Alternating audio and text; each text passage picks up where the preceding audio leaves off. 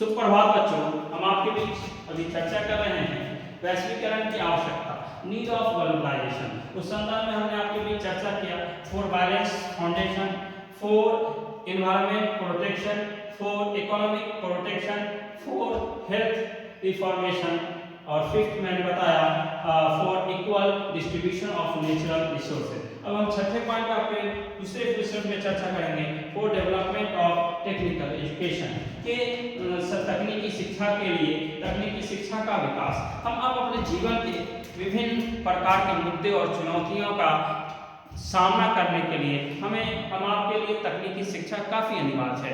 और जैसे ही हम आपके लिए तकनीकी शिक्षा अनिवार्य है, वैसे ही हम आपके जीवन शैली का निर्माण करने के लिए तकनीकी शिक्षा से लैस होना जरूरी है। जब तक हमारे पास तकनीकी शिक्षा नहीं है, उस क्षेत्र में हम आपके अंदर असमानता की स्थिति बनी ही रहेगी। इसलिए होने के कारण हम वैश्वीकरण के अंदर हम आपकी बहुत सारी आवश्यकताओं की पूर्ति नहीं हो पाती है। इसलिए कि जापान तकनीकी शिक्षा की दृष्टि से बहुत आगे है, इसलिए कि जापान के अंदर हर व्यक्ति तकनीकी शिक्षा से लैस है। और जब तकनीकी शिक्षा से कोई लैस होता है तो उसके जीवन की समस्याओं का समाधान समय पर हो पाता है और वो सदा आगे बढ़ता ही जाता है। उसी टाइप से हमारे भारत के में मारुति उद्योग के लिए अपनी तकनीक प्रदान करके भारत को भी लाभान्वित किया है। जापान ने काफी सहयोग किया है भारतवर्ष को, और भारतवर्ष को सहयोग करने के साथ साथ उसने बहुत सारे मारुति उद्योग वगैरह में काफी सहयोग किया है, जिसके माध्यम से भारतवर्ष के अंदर भी तकनीकी शिक्षा का रुझान देखने को मिल रहा है और लोग तकनीकी शिक्षा से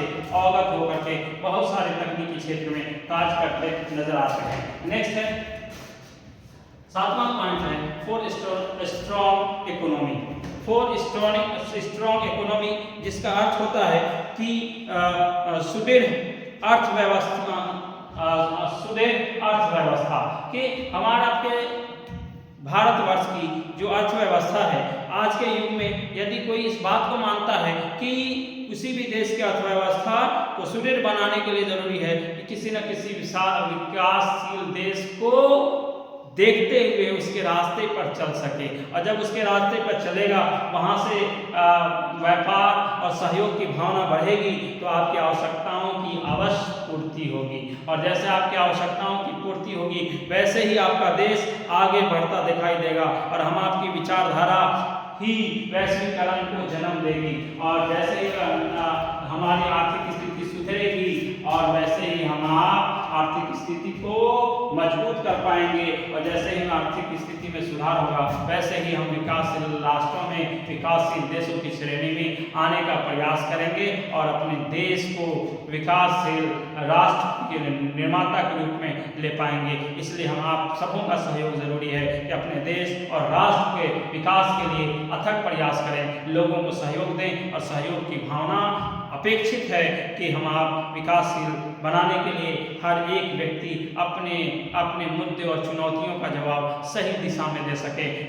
नेक्स्ट है फॉर पॉवर्टी एबोलिशन, गरीबी फॉर पॉवर्टी एबोलिशन मतलब गरीबी के लिए उन्मूलन। हम आप अक्सर देखते हैं कि आज गरीबी रेखा गरीब और गरीब हो रहा है, अमीर और अमीर हो रहा है। उसके पीछे क्या है? गरीबी उन्मूलन नहीं हो पा रहा है। बहुत से देशों में के नागरिक जो है गरीबी रेखा से नीचे जीवन जी रहे हैं। उसके की वजह क्या है?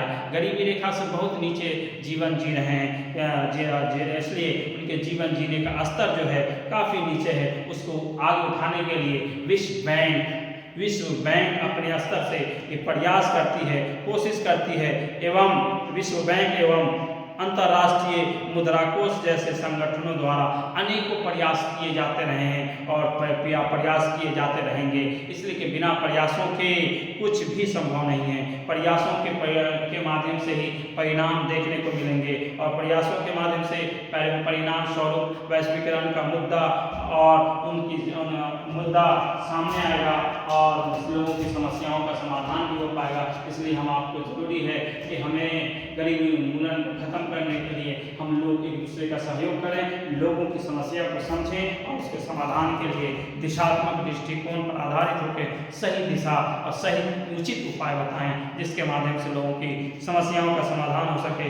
नेक्स्ट है फॉर एबोलिशन ऑफ अनएम्प्लॉयमेंट। जो आज हमारे देश की जो सबसे बड़ी जो चुनौती है वो अनएम्प्लॉयमेंट है, बेरोजगारी है। बेरोजगारी के लिए बेरोजगारी के समाप्ति के लिए प्रयास, हम आप अपने जीवन के अंदर बेरोजगारी को समाप्ति के लिए हमें प्रयास करने की आवश्यकता है। और बेरोजगारी को समाप्त करने के लिए ज़रूरी है कि जनसंख्या प्रधान देशों में बेरोजगारी की जो सबसे बड़ी समस्या है और एक विकराल रूप धारण कर चुकी है, उसकी वजह यही है कि हम संपन्न देशों में की जो व्यवस्थाएं हैं वो संपन्न देशों द्वारा उद्योगों की अपनी पूंजी होती है, जो लोगों के बीच निवेश करता है और निवेश करके लाभ मिलता है तो वहाँ व्यक्तियों को रोजगार के रूप में दिया जाता है। और रोजगार के रूप में जब दिया जाता है तो उनकी समस्याओं का समाधान भी होता है। और जब हम आप एक दूसरे को रोजगार प्रदान करते हैं तो उसके माध्यम से हम वैश्वीकरण को व्यवस्थित करते हैं। और जब वैश्वीकरण को व्यवस्थित करते हैं तो हर उसकी समस्या का समाधान भी हम संभव कर पाते हैं। इसलिए वैश्वीकरण के मुद्दों के अंदर अनएम्प्लॉयमेंट भी, बेरोजगारी भी बहुत बड़ा मुद्दा है। आज के हमारे समाज के मुद्दे और चुनौतियों से उनको अवगत कराने के लिए लोगों को रोजगार देने की आवश्यकता है। लोगों को ज़्यादा से ज़्यादा पठन पाठन से संबंधित होकर के अपने तकनीकी शिक्षा लेकर के या फिर विभिन्न प्रकार की स्थितियों परिस्थितियों को समझते हुए वैश्वीकरण की आवश्यकताओं को समझने के लिए आगे आने की जरूरत है, तभी जाके हम आपकी बेरोजगारी दूर हो सकती है। लास्ट पॉइंट है for social and cultural development, जिसको हम आप सामाजिक एवं सांस्कृतिक विकास के नाम से जानते हैं। कि आज हमारे समाज के सांस्कृतिक विकास के लिए ज़रूरी, सामाजिक एवं सांस्कृतिक विकास के लिए ज़रूरी है कि हम आप विभिन्न प्रकार के देशों की सामाजिक व्यवस्थाओं को और सांस्कृतिक व्यवस्थाओं को समझने की जानने की ज़रूरत है कि अंतर्राष्ट्रीय स्तर पे हम आप अपने जीवन के अंदर अलग अलग प्रकार के मुद्दे और चुनौतियों का जवाब दे सकते हैं, अपने जीवन से अलग अलग प्रकार की समस्याओं का समाधान कर सकते हैं। जब हम आपके पास विभिन्न प्रकार का आयोजन करने की क्षमता होगी, राष्ट्रीय अंतर्राष्ट्रीय स्तर पर हम अलग अलग प्रकार का कार्यक्रम का आयोजन करेंगे जिसमें एक दूसरों की परंपरागत तरीके से और नियम अनुकूल सबको बोलने का अधिकार होगा। हर व्यक्ति को अपनी समस्याओं का समाधान जानने का अधिकार होगा। और जब लोगों की समस्याएं सुनी जाएंगी, उनका समाधान होगा, तो उसके माध्यम से परिणाम ये होगा कि जानकारियों का आदान प्रदान होगा, तो उसके माध्यम से सभी प्रकार की व्यवस्थाएं व्यवस्थित हो पाएंगी और वैश्वीकरण के माध्यम से ही ये संभव हो सकता है। इसलिए वैश्वीकरण के माध्यम से ही हमारी आवश्यकताओं की पूर्ति हो सकती है। इसलिए वैश्वीकरण हम आपके जीवन शैली के निर्माण के लिए बहुत बड़ा मुद्दा है। इसलिए उसके मुद्दे और चुनौतियों का जवाब देने के लिए आगे आने की आवश्यकता है। धन्यवाद, आभार। आप हमारे चैनल को लाइक, शेयर और सब्सक्राइब करें ताकि ज़्यादा से ज़्यादा लोग जुड़ें, ताकि लोगों की समस्याओं का समाधान हो सके। धन्यवाद, आभार।